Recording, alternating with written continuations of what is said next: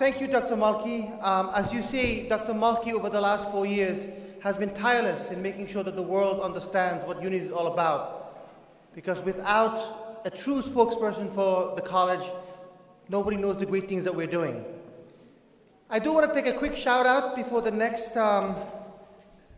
speaker and say that our development team was also responsible to going out on the road this year. They traveled more than most in order to reach out to all of you and invite you here today. And they and everybody else on campus is the reason all of you are here. I know they've been recognized already, but they spent a lot of nights out there making sure that you are all reconnected. And I'd like just to take another moment and give them a round of applause.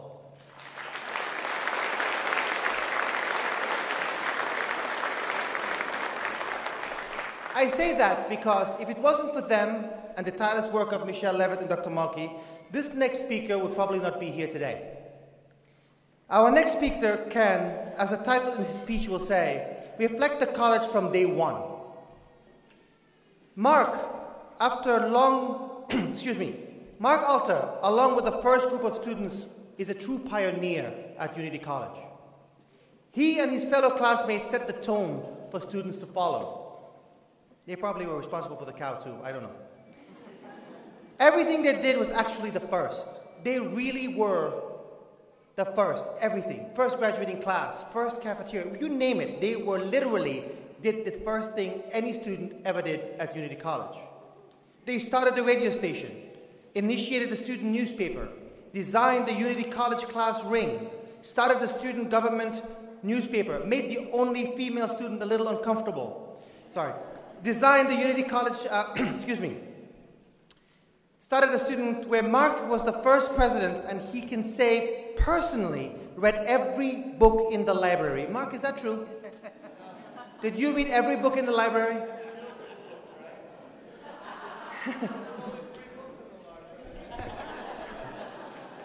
Mark's CV is truly impressive, and he proudly lists his Unity degree and tells people that this is his Unity College education, put him on the path to being a tenured full professor at NYU, a Fulbright scholar, earning his PhD and publishing numerous publications.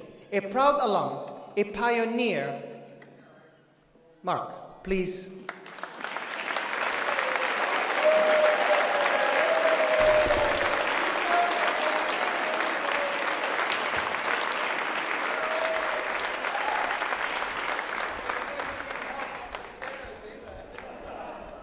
This is very scary.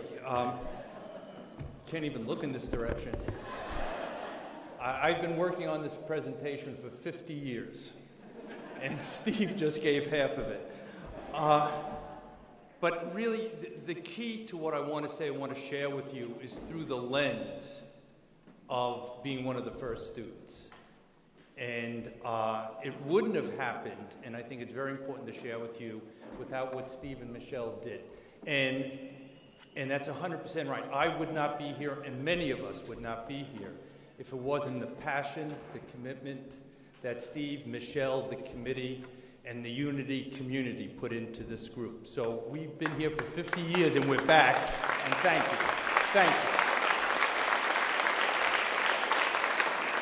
you. Okay, now, my job is I'm supposed to give lectures. I use PowerPoints and everything, so I thought I'd be smart. I'd look at 1965. I'd tell you about the sports events, music, and everything. And I realized that's not what I should be doing. And the message to you, and the message from us, is thank you. 1965, the United States was drafting 40 to 45,000 men a month. If it was not for Unity, we would not be here. Many of us would not be here, and I would not possibly be here with my family. Thank you. Thank you. Thank you.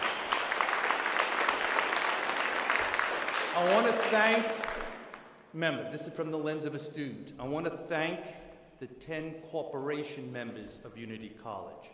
Bert Clifford, Bob Wyman, Chris Smart, Donald Constable, Gordon Parsons, Don Higgins, Max Fortier, Doc Aldridge, Bob Knowles, George Murdoch, and George Constable, who donated the land. Remember, the lens of a student. These people incorporated. And what's so incredible, what is so incredible is that these men had a dream, and very rarely do you see a dream fulfilled. We are sitting in their dream. We are living their dream.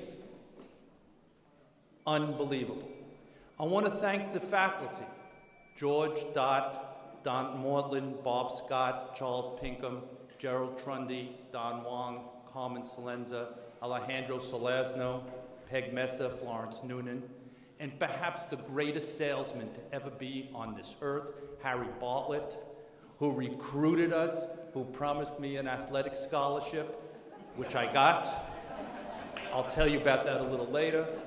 An academic scholarship from Unity Raceway, and Harry gave me the greatest gift, a draft deferment.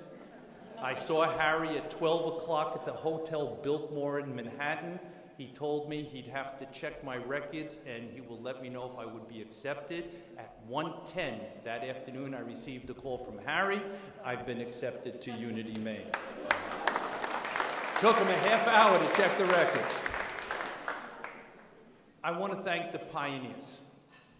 Mike, Richard, Shelley, Joe, Larry, Jackie, Charlie, Billy, Tom, Richard, Susie, Patty, Terry, Eddie, Lala, Jerry, yes, there was a Lala, Jerry, Bonnie, Al, Robert, Dennis, David, Sixtu, Myrick, Bond, Ron Taylor, Robert, Eddie Horgan. It was an incredible group. There was only 10, then one day there was 11, then 3 people disappeared, then 4 people showed up. So we only had about 13 for the first week and a half, and then we grew to 39. We have no idea where they came from, but we did grow, but we were small, very, very small.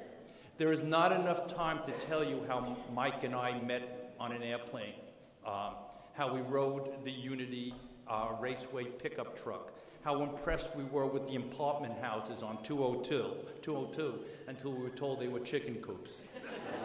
How we entered the town of Unity, no traffic lights, one store. We took a left off Main Street and saw a sign that said Unity College, established 1965. Then we looked up the hill and saw 3 buildings. Our tour then would have been about 2 nanoseconds. There was the administration building, the coop, and 1 academic building. That was it. For a year, no, 2 years, that was it. There's not enough time to tell you the stories of the first week with the 13 students, and then we grew to 39. And there's not enough time to tell the stories behind the first class, how we did write the first Constitution. We started the first basketball team, baseball team, fencing team, equestrian team. There were only 13 of us. We all made every team, but we started it. And I do have my uniform, which I will donate, number 14, Oscar Robinson. I just couldn't fit into it. It shrunk with all the years of washing. We were the first Unity team to compete in the Spanish competition at the University of Maine, Orono. Very few people know that. We picked the ram as the Unity mascot. That was us. That was the first. We designed the first graduation ring. Jackie, we sat, Jackie, and we modeled it after Fordham University. We started the first fraternity, Gamma Delta Phi. We started the first radio station, WRAM. And the parts for WRAM were donated by Bowdoin. So we went down, Peter Hayes, me, Larry Mitch, Billy Childs. We rode down in a Mustang, and Bowdoin donated the parts, and then we took a couple of other stuff. We needed a little more into the stuff, but we started it. We started the first newspaper, Unitas. We named the first storm, the Coop. Yes, we did a lot. We did a lot. But just a little more information from the lens of a student. There's not enough time to tell you how Claire Wood and how he and 10 faculty guided Unity Institute through accreditation process to become Unity College. How there was not enough money to pay the faculty, yet they maintained a level of professionalism and commitment to the pioneers, academically and psychologically, and how Bob Wyman found a way to help me pay for Unity when my father died in 1967. Bob and all the trustees helped us all. Bob, thank you. Thank you. There is, however, time to tell one story. When I first met Bert Clifford, he told me a group of businessmen were concerned Unity was taken off the mobile map. That's what we were told, the mobile map. And Skowhegan, now I come from the Bronx, I don't even know what a Skowhegan is. Skowhegan got all the attention. He told me of the incredible theatrical history to Skowhegan and how Bob Hope and others came to Maine in the summer. So, in the spirit of Bob Hope, I took the liberty of changing the lyrics of his song, Thanks to the Memories. I did this. I'm a tenured faculty member, and George gave me the divine permission to do this. I will not be singing this, thanks to Larry Siegel, who told me never to sing. So here it goes, okay? This has never been performed, and no one has heard this other than my wife and my daughter. No one.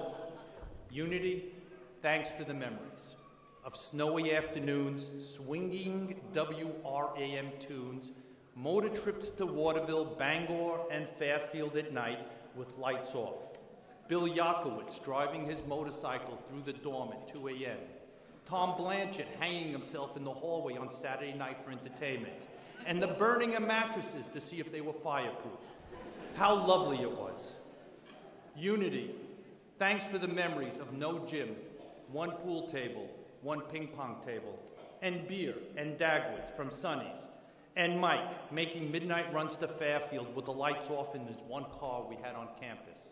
The Firehouse Steaks for $5.99, and the moments on the food line and the cook's Band-Aids in the pasta, and Joe Palizzi throwing his plate against the wall when the tomato sauce was ketchup.